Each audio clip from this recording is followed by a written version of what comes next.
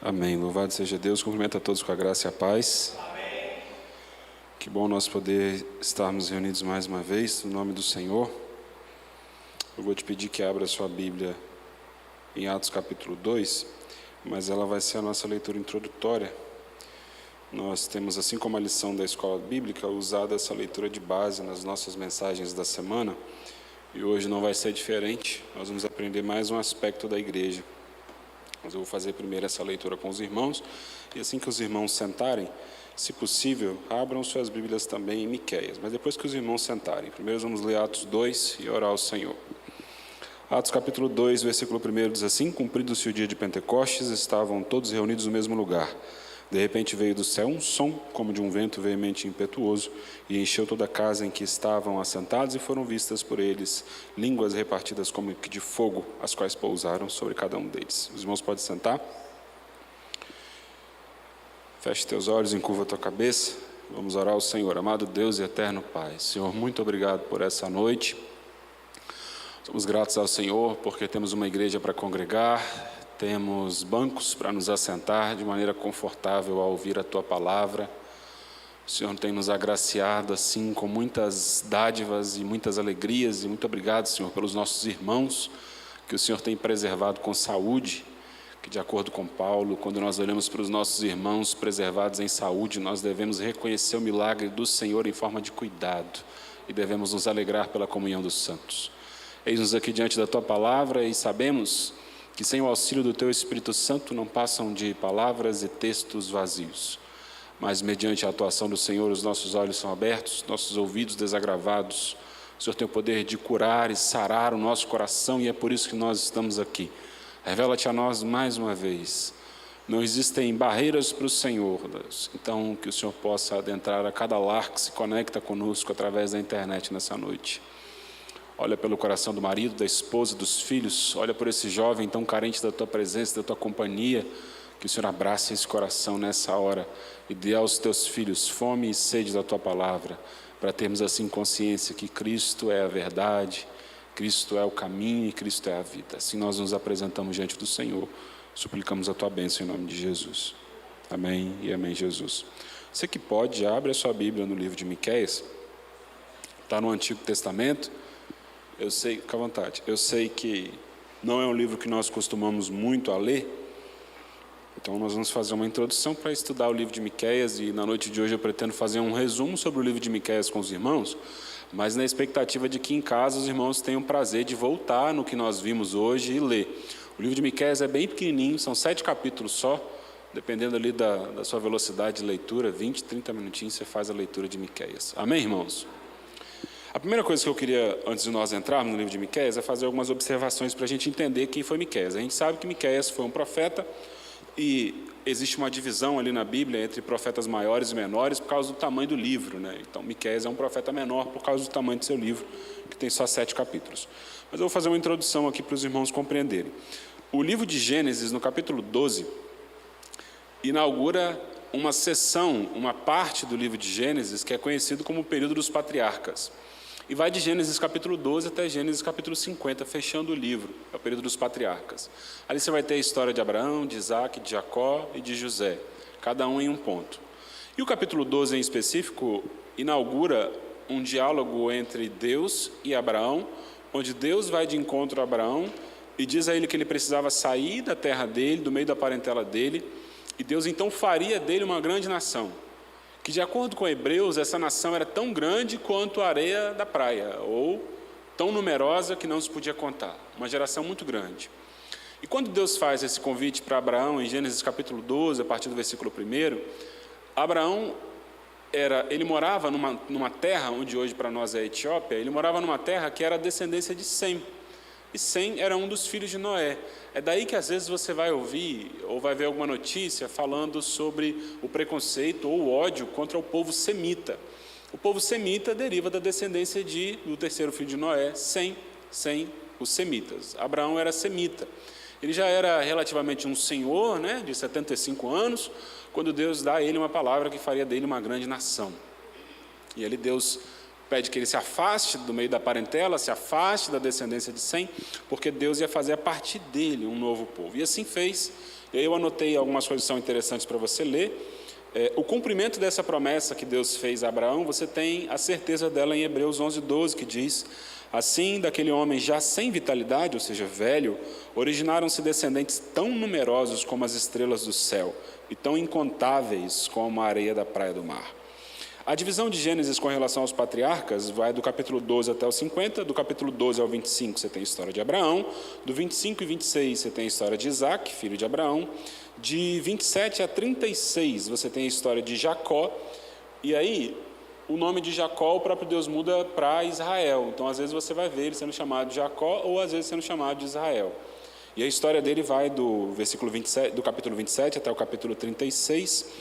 E aí, o último é José, né, que vai do 37 até o 50. Só que esse neto de Abraão, Isaac, que o próprio Deus, Jacó, que o próprio Deus chama de Israel, ele tem 12 filhos. Esses 12 filhos que ele tem, vendem um desses filhos, que é José. E como ele vende um desses filhos, ele passa a ter 11.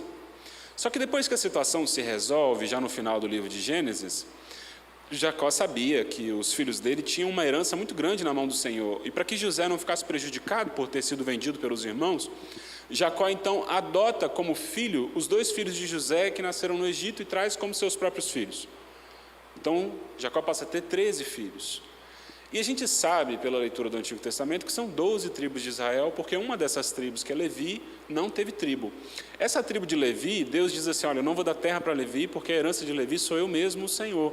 Então era uma tribo que cuidava do culto, que cuidava dos sacrifícios, que cuidava das liturgias, das cerimônias, das festividades, era a tribo de Levi. Então o povo se divide em 12 tribos, e a tribo de Levi, entre todas elas, havia um espaço reservado para eles. A história se desenrola um pouquinho mais, e quando as tribos se assentam pela mão de Josué, Moisés faz uma boa parte da peregrinação, mas quem entra na terra é Josué, faz o assentamento das tribos, divide as terras, agora você tem 12 tribos. Mas nesse período a única referência espiritual no meio do povo eram os sacerdotes, e em especial um sumo sacerdote que havia no meio do povo. E quando isso acontecia, você tem o que a Bíblia vai marcar como o período do ministério sacerdotal, porque quem fazia a mediação do povo e Deus eram os sacerdotes, que levavam a recomendação e a orientação para o povo. Esse período de domínio sacerdotal, ele fica um pouco balançado por uma média de mais ou menos 420 anos, que a Bíblia chama de período dos juízes. E aí no período dos juízes a gente já começa a ter um espelho ou uma análise de como é que é a história do povo de Deus. Esse período de mais ou menos 420 anos do período de juízes, ele oscila. Existem momentos que o povo está muito bem com Deus, está com a espiritualidade muito avivada, muito aquecida, mas esse período às vezes é interrompido por momentos de uma apostasia muito grande, de uma frieza espiritual muito grande. Porque nessa época os juízes que vigoravam, alguns eram segundo o coração de Deus, outros tinham um comportamento completamente avesso às recomendações do Senhor. Então o povo em hora estava bem, era abençoado, prosperava, progredia, e em outros momentos era como se Deus removesse a mão de cima do povo e os entregasse ao seu bel prazer, que é o que Romanos diz, que quando nós não nos arrependemos dos nossos pecados, o Senhor simplesmente tira o freio de nós. Nosso freio é a moral. Então, nós temos moral e prezamos por comportamentos morais, mas quando nós não nos arrependemos dos nossos pecados, o Senhor remove esse freio de nós e nós somos entregues às nossas paixões e concupiscências, entregues a nós mesmos para a destruição. Quando esse período de juízes chega no final? Esse período de juízes chega no final com o aparecimento de um homem chamado Saul. E por que Saul aparece? Porque o povo de Israel, e aí é um detalhe interessante, a gente sempre se refere ao Antigo Testamento chamando por povo de Israel. Povo de Israel, porque Deus mudou o nome de Jacó para Israel, e ele teve uma descendência de 12 filhos, mais um que cuidava da liturgia, que ele adotou 2. Então, quando a gente olha para o povo de Israel, nós observamos que o povo de Israel começou a ter inveja das nações que estavam ao lado. Tem uma palavra que se chama teocracia. Nós vivemos numa democracia, nós escolhemos quem nos governará, votamos. Deus planejou para a nação de Israel uma teocracia, onde Ele mesmo seria aquele que governava, que regia os recursos, que avisava dos momentos de seca e avisava os momentos de fartura, dava as estratégias e vencia os inimigos. Mas a nação de Israel achou isso um pouco trabalhoso, começou a olhar para as nações que estavam à sua volta e todos eles tinham reis. Poxa vida, todo mundo tem um rei sobre eles, por que nós não temos? E quando o povo faz essa reclamação com Samuel, que era o sacerdote da época, e Samuel, dentre toda a Bíblia, é o único que vai exercer o ministério de juiz, profeta e sacerdote. Quando o povo fala isso com Samuel, Samuel entra num quadro de profunda tristeza. E quando Deus vê a tristeza no coração de Samuel, porque o povo estava rejeitando ele como profeta, como sacerdote e juiz, Deus diz para ele assim: Samuel, fica tranquilo, que a rejeição não é com você. A rejeição é comigo, o povo não me quer. Então, se o povo quer um rei, eu vou dar a eles um rei. E o Senhor prepara, então, Saul para que seja o primeiro rei de Israel. Aí, eu não vou entrar muito nos pormenores, eu acredito que são histórias muito conhecidas pelos irmãos, mas você tem o primeiro rei Saul, o segundo Davi, o terceiro Salomão e o quarto Roboão, filho de Salomão. E aí que a situação fica um pouco complicada. Quando Roboão assume o reinado, ele encontra um povo de 12 tribos ainda, 12 tribos, e Levi dentro de todas elas. Ele encontra esse povo completamente insatisfeito, porque Davi precisava reunir recursos para que Salomão construísse o templo. Salomão precisou importar mão de obra de muitos lugares para que o templo ficasse perfeito para aquela época. Então, Salomão pesou muito nos impostos em cima do povo, Davi também pesou muito nos impostos, mas agora que o templo já estava construído e a casa de Salomão também estava construída, o povo não via motivos para que continuassem sendo tão cobrados pelos impostos. Estavam completamente satisfeitos. Roboão não teve muita sabedoria para lidar com a situação e nem a sabedoria que Salomão teve, porque afinal de contas, se tem uma coisa que é mais valiosa do que todas as riquezas que nós temos, é a sabedoria. Porque com a sabedoria nós alcançamos a riqueza, permanecemos enriquecidos e desfrutamos com sabedoria. Roboão tinha riqueza, mas não tinha sabedoria que seu pai tinha. E aí acontece uma divisão, um racha no meio do povo de Deus. Quando esse racha acontece, 10 tribos vão para um lado e 2 tribos vão para o outro. Essa história você vai encontrar no primeiro e no segundo livro dos Reis, mais especificamente em 1 Reis capítulo 12, versículo 1, e 2 Reis capítulo 17, verso 41 em diante. O povo se divide então, e a partir do momento que o povo se divide, a Bíblia começa a parecer um livro redundante, repetitivo e cansativo. Por que parece? Talvez você nunca teve coragem de admitir, mas parece. Porque você vai ter vários nomes aparecendo, como Isaías, Jeremias, Lamentações de Jeremias, Ezequiel, Daniel, Obadias, Abacuque, vários nomes aparecendo e parece que eles estão falando sempre a mesma coisa, mas não é. Quando Roboão permite que o reino se divide e vão 10 tribos para o norte e 2 tribos para o sul, a partir dali o povo de Deus começa a ser tratado de formas diferentes. Eles montam 2 identidades diferentes. O povo que vai para o norte, com 10 tribos, passa a se chamar Israel. E o povo que está no sul, que são as 2 únicas tribos do sul, passa a ser chamado pelo Senhor de Judá ou de Jerusalém, porque Jerusalém era a capital de Judá. Então, todas as vezes que você pega um texto bíblico de um profeta e ele fala assim, ó Israel, ele está falando com a parte do norte. Ó Jerusalém, ó Judá, ele está falando com a parte do sul. Claro para os irmãos até aqui? Amém? Então, mediante essa divisão, nós conseguimos agora entrar com um pouco mais de facilidade em cima dos profetas, que é a maior parte do Antigo Testamento depois dessas divisões que eu expliquei. Aí a Bíblia vai se dividir desse ponto da divisão do reino até o fim do Antigo Testamento, ela vai se dividir entre profetas maiores e menores. Os maiores são pouquinhos. Os maiores são Isaías, Jeremias, Lamentações de Jeremias, Ezequiel e Daniel. E os menores são a maioria, e aí você pode escolher um deles para você ler aí a cada 2 dias, a cada 3 dias, né?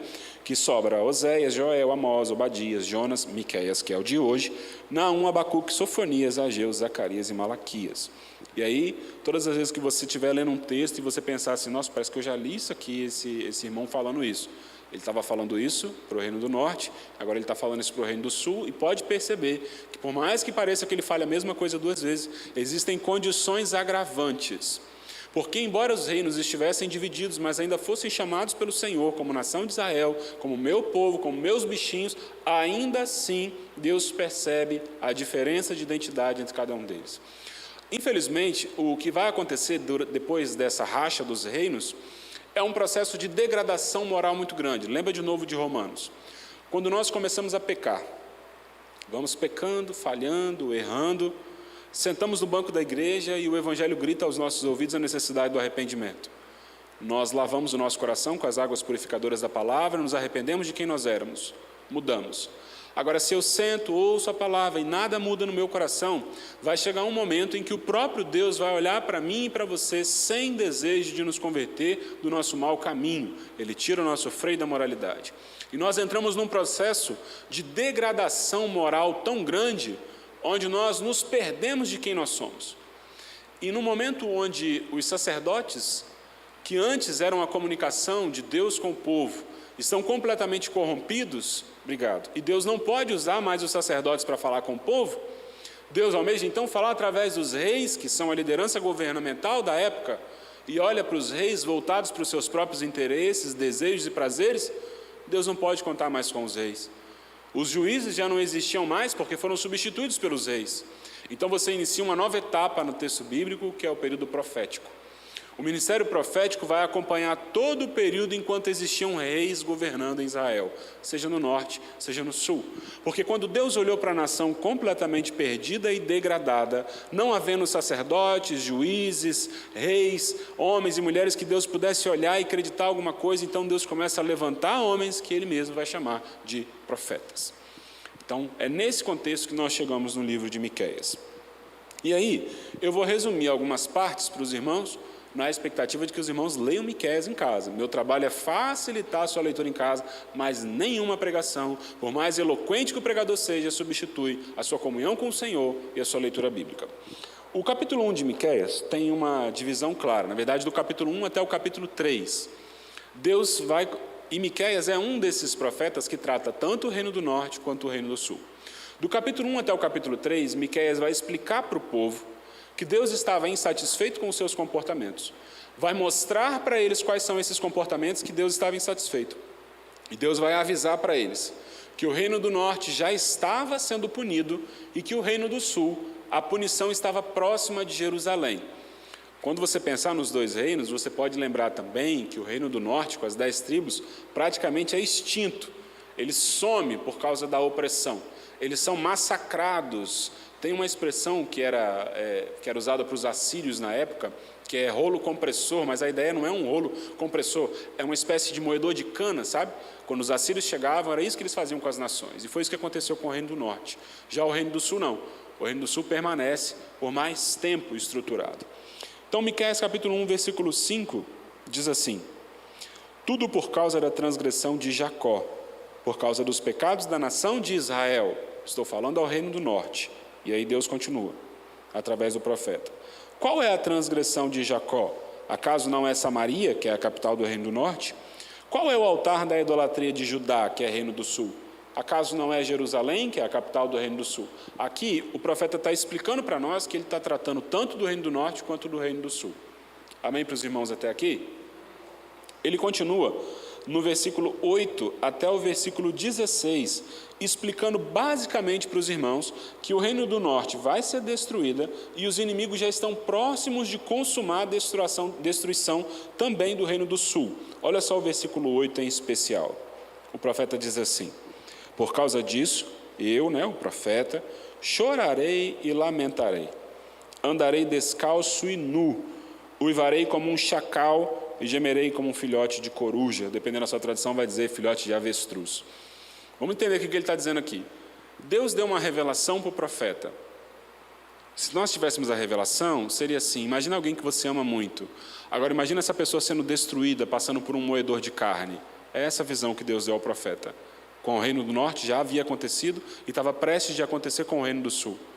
Quando o profeta se deu conta daquilo, ele anuncia para o povo que era necessário arrependimento e, ao mesmo tempo, ele é comovido por uma profunda tristeza de olhar a decadência moral do povo. E essa tristeza é tão forte que ele diz que ele vai andar descalço, porque quem anda descalço é alguém que está perdido, é alguém que não tem casa, é um andarilho, e ele está com vontade de andar descalço e nu, mas não é nu de nudez completa, é de tirar as vestes que o identificavam quem ele era, é colocar uma veste de vergonha vergonha. Quando você olha para uma pessoa passando por um processo de depressão ou por algum transtorno muito grave, aquela pessoa dificilmente se atenta para a roupa que ela está usando. Geralmente é uma roupa já furada, suja, o cheiro não é agradável, porque a pessoa perdeu o prazer por si. É isso que o profeta está dizendo. Quando eu olho para a desgraça dessa nação, para a tristeza que vai se abater sobre ela, a vontade que eu tenho é de andar descalço como um perdido e botar roupas de vergonha, porque eu sei o que antecede vocês, eu sei o que aguarda para vocês, eu sei o que está reservado. E ele diz que a vontade dele é de uivar como um chacal.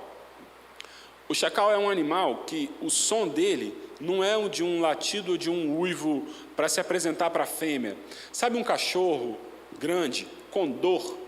Ele não late, ele uiva, mas não é um uivo para chamar a atenção, é um uivo de grito de dor, aquele que o dono fica angustiado de ver o animal fazendo. Ele está dizendo assim: a minha vontade é de uivar como um chacal, angustiado e desesperado, por ver a degradação que a nação de Israel está. E eu tenho vontade de gritar como um filhote de avestruz, que é um animal que tem um som horroroso. Não é um canto alegre igual do bem-te-vi, por exemplo, não, é um som triste, melancólico, doloroso. E aí, todas as vezes que alguém disser, eu quero ser profeta desse tempo, lembra para ele, essa era a vontade de um profeta verdadeiro. Ou lembra para ele que Ezequiel passou 6 meses prostrado no chão, e a orientação de Deus era que ele comesse os alimentos dele cozido numa nojeira só, e ele conseguiu que Deus revertesse a situação dele. Ser profeta não era simples. Ser profeta não era só falar em nome de Deus, era aplicar ao próprio corpo a semelhança do castigo que Deus preparava. Quando Miqueias fala isso para o povo, ele encerra ali o capítulo 1 dizendo como é que seria a punição do povo. Agora a gente entra no capítulo 2, do versículo 1 ao 11.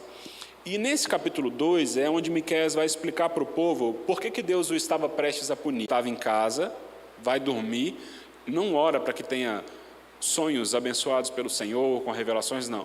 Eles dormiam e acordavam pensando em como aumentar suas riquezas, em como ganhar alguma coisa, em como obter vantagem em alguma coisa.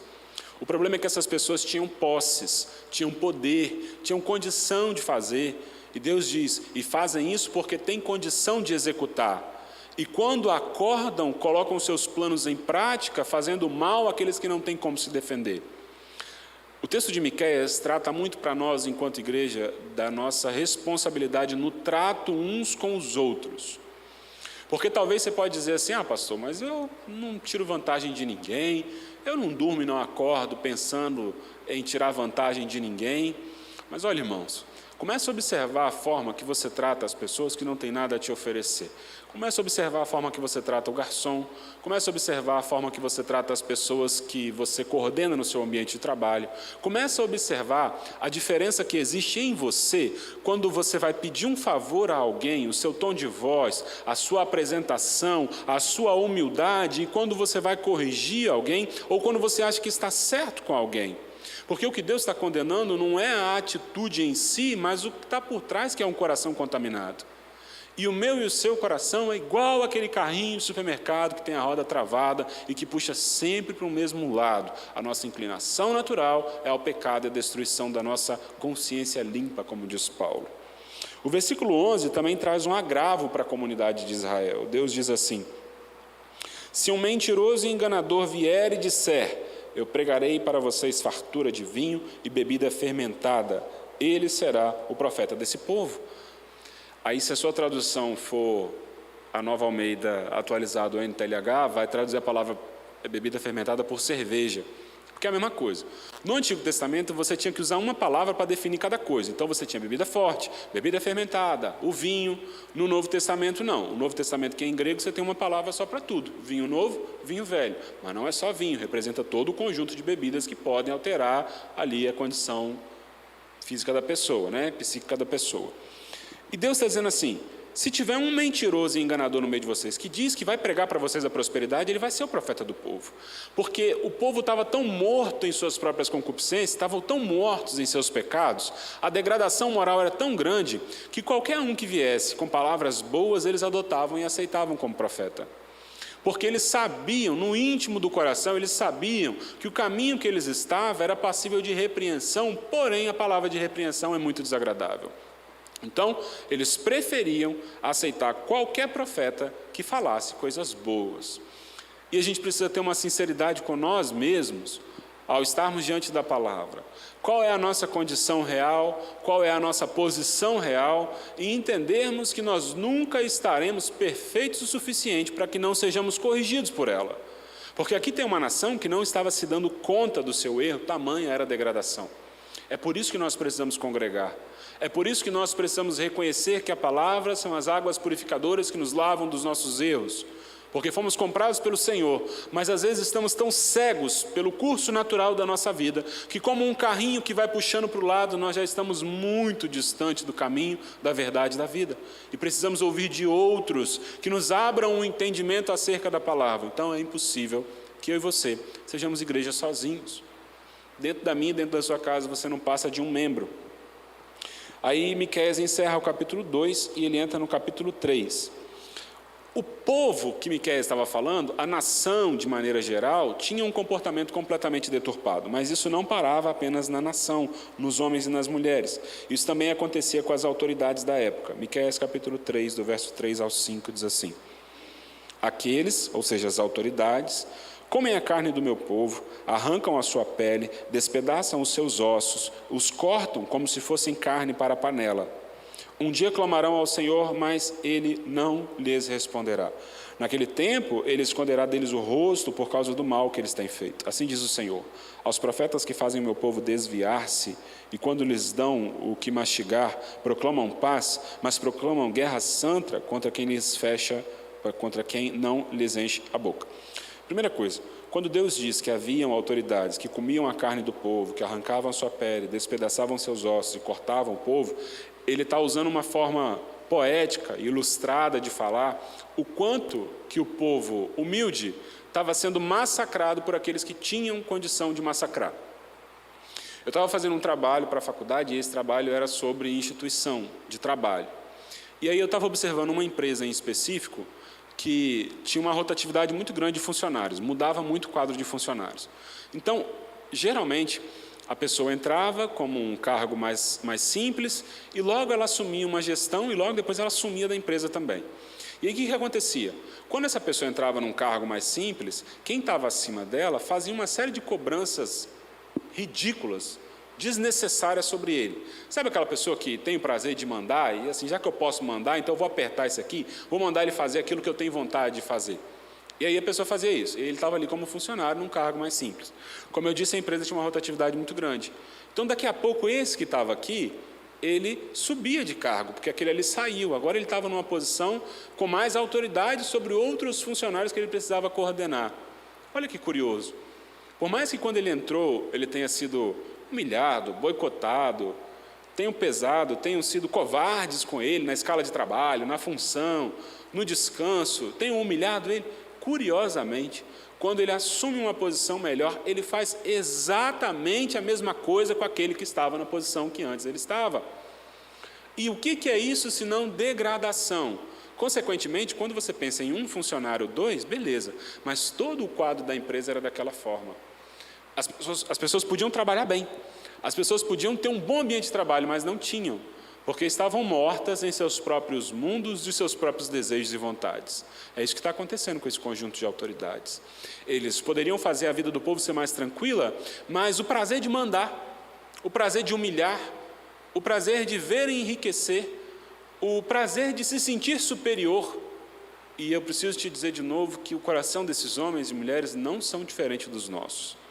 A nossa carnalidade precisa ser combatida dia após dia, com oração, com jejum e com conhecimento da palavra.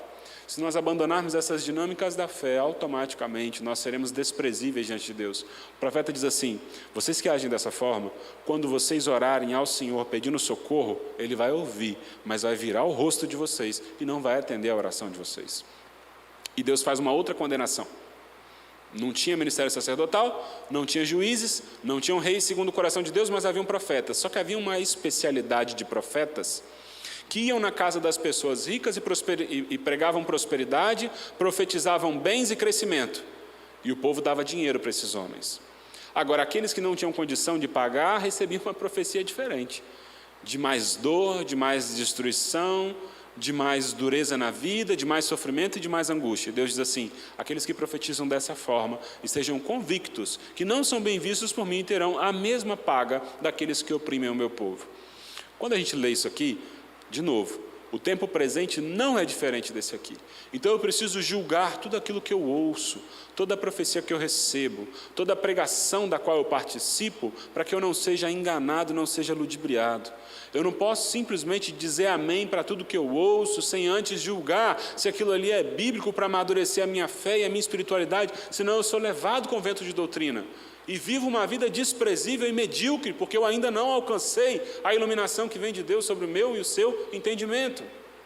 Então Miqueias dá essa condenação para o povo.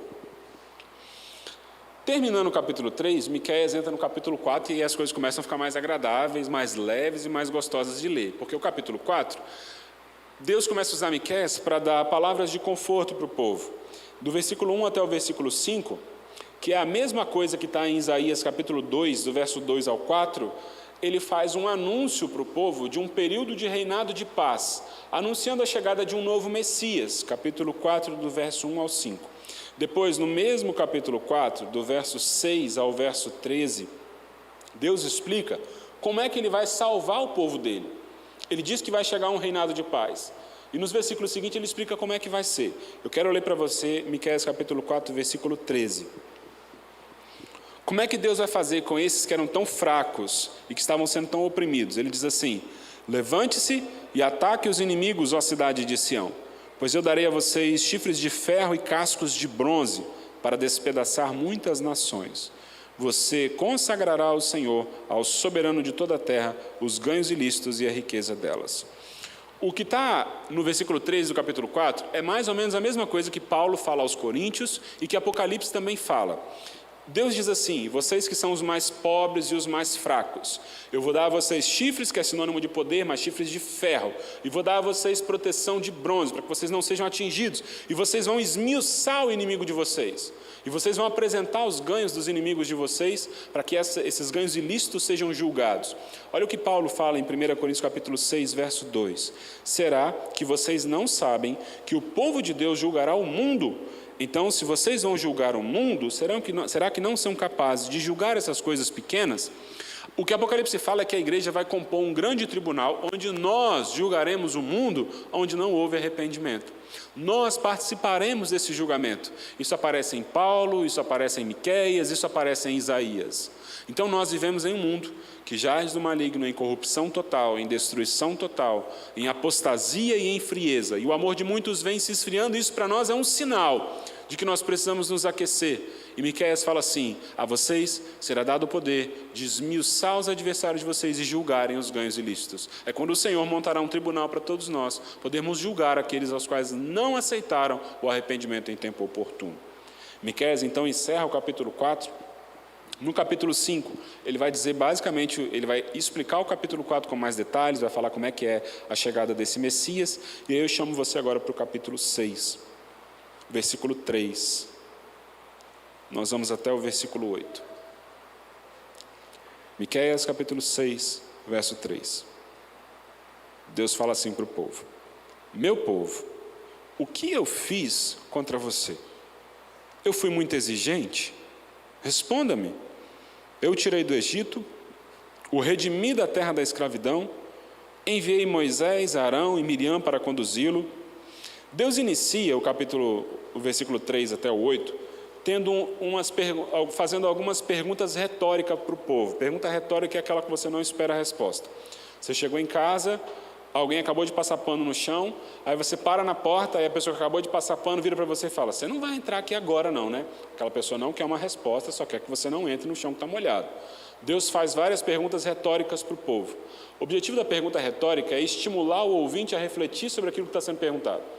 Deus fala assim: por acaso eu cobrei de vocês alguma coisa que seja difícil demais para vocês fazerem? Porque até onde eu me lembro, tudo aquilo que eu cobrei a vocês para fazer, eu dei a vocês condições de fazer. Como é que eu ia esperar que vocês me adorassem se vocês ainda eram escravos? Como é que eu ia esperar que vocês cuidassem do crescimento das nações se vocês estavam ainda sendo escravizados e torturados? Eu pedi a vocês alguma coisa que seja demais para vocês? E aí o versículo 4: eu tirei vocês do Egito e o redimi. A expressão redimir é quando você compra, hoje em dia isso não vem muito ao caso, só no sentido espiritual, mas é quando você compra alguém que é escravo de outro. É como se nós tivéssemos naquela época aí um vizinho nosso, um amigo de infância, um irmão, um pai, uma mãe, fez algumas dívidas das quais não conseguiu pagar e está servindo como escravo para alguém. E eu vou ali, quito os débitos daquela pessoa e aquela pessoa passa a ser livre. Ela deixa de ser escravizada e passa a ser livre. O nome disso é remissão. Deus está dizendo, eu redimi vocês. Vocês são redimidos porque vocês estavam debaixo da escravidão do Egito. E como se não bastasse redimir vocês, eu dei a vocês orientadores. Eu dei a vocês Moisés, eu dei a vocês Arão, eu dei a vocês Miriam, para que auxiliasse vocês durante a caminhada. Eu não simplesmente tirei vocês de lá e deixei de qualquer maneira. Eu cuidei de vocês o tempo inteiro. E aí o próprio Deus continua no versículo 5. Se Deus hoje tivesse essa conversa conosco, Ele ia dizer para mim e para você, perguntar para mim e para você, qual que é o motivo da minha e da sua frieza espiritual? O que foi que aconteceu que te fez perder o prazer pelo estudo da palavra? O que foi que te fez perder o prazer pela oração? Há quanto tempo você não jejua? Há quanto tempo você não fala em línguas mais? Ou se nem foi batizado com o Espírito Santo? Que desprezo é esse pelas coisas que Deus preparou para nós, como se nós fôssemos remidos dele? Ele nos redimiu, nós estávamos mortos em nossas transgressões, imundos pelo lamaçal do pecado, com os nossos olhos encobertos pelas escamas do erro, com os nossos ouvidos agravados, e o Senhor nos retirou dali, lavou as nossas vestes, nos deu vestes brancas, restaurou a nossa visão, desagravou os nossos ouvidos, restaurou a força das nossas pernas, porque nós estávamos prostrados, e nos coloca de pé para caminhar. Mas por algum momento a frieza entrou no nosso coração e Ele pergunta, qual foi o motivo? Aonde que eu estou em falta com você para que você me abandone, desprezando o meu cuidado com você? Porque enquanto você vivia uma vida medíocre, eu te resgatei. E se hoje você diz que me ama, é porque o amor primeiro te amou. E ainda que você não conheça, e ainda que você não me tenha visto de maneira sobrenatural, eu inundei o seu coração com a certeza de salvação. O que aconteceu desse dia para cá? O que mudou? E aí eu posso te garantir de antemão que Deus não muda, mas nós mudamos com Ele. Talvez a decepção, porque nós esperávamos que Deus fizesse coisas de formas que Ele não fez. Talvez a infantilidade, porque nós achamos que Deus é um miojo que tem que agir no tempo que nós predeterminamos e é instantâneo. Eu orei uma semana, a bênção tem que chegar na semana seguinte. Talvez eu abandonei a minha congregação, como é costume de muitos, porque eu entreguei o dízimo um mês e no mês seguinte não veio dobrado, como eu achei que tinha que ser. Eu me perdi porque eu perdi o hábito de orar ou de jejuar e de ler a palavra, e está difícil de recuperar. Está difícil por quê?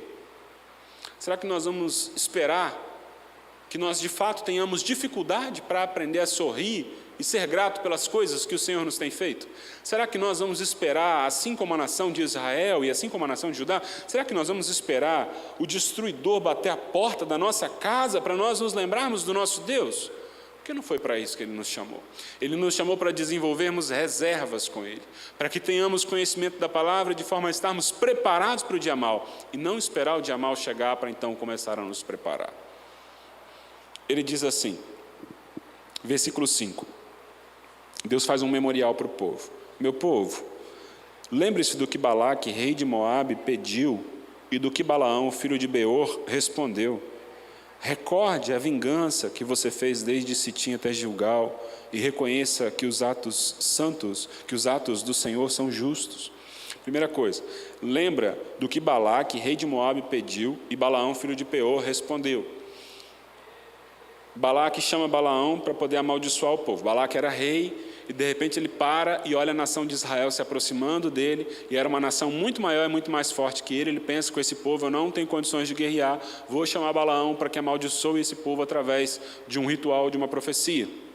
Ele chama Balaão, quando Balaão chega perto dele, ele fala, eu não posso amaldiçoar esse povo, porque esse povo é santo.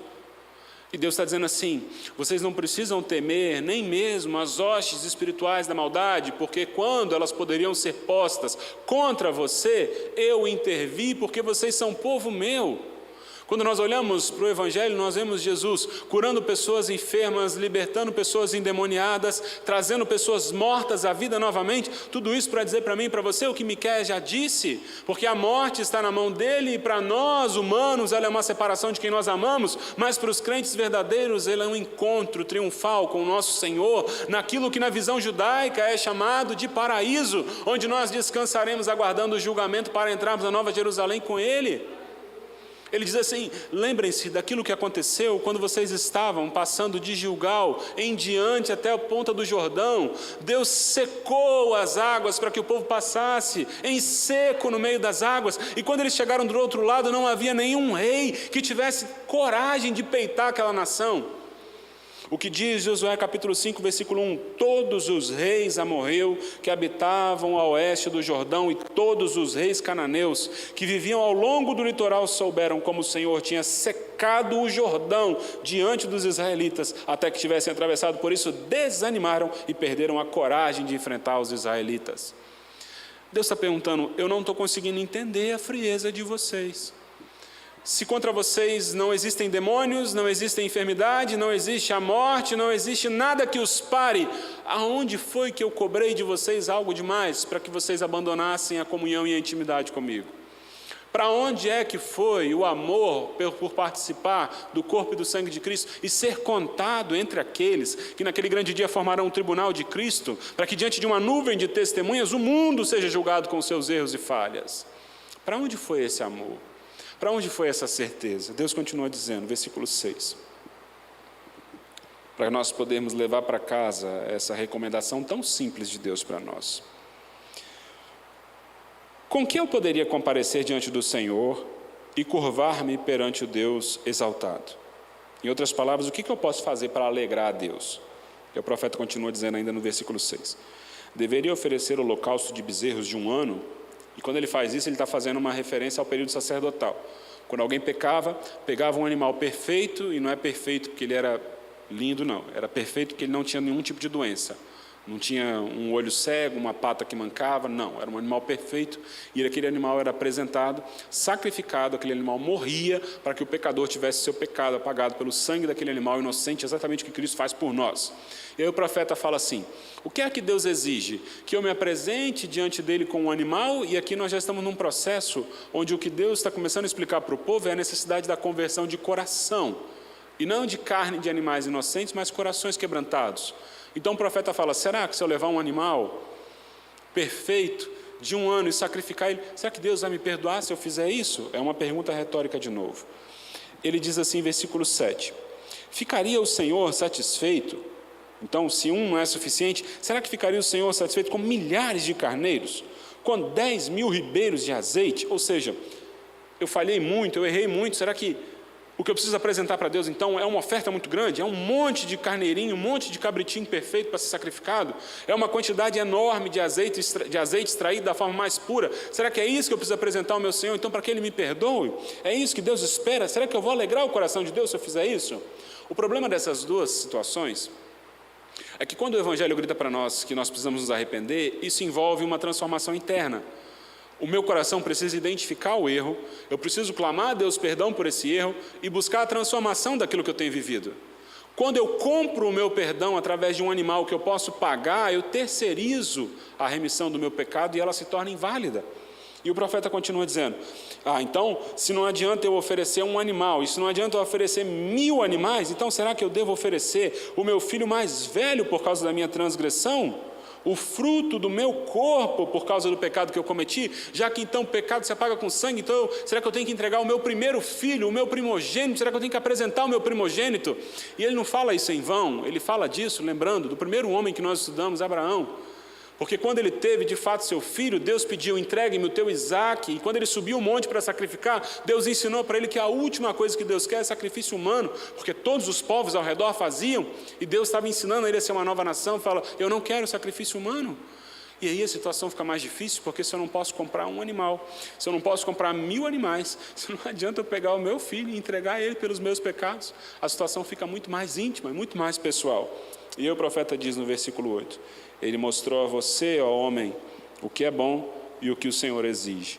Pratique a justiça, ame a fidelidade e ande humildemente com o seu Deus.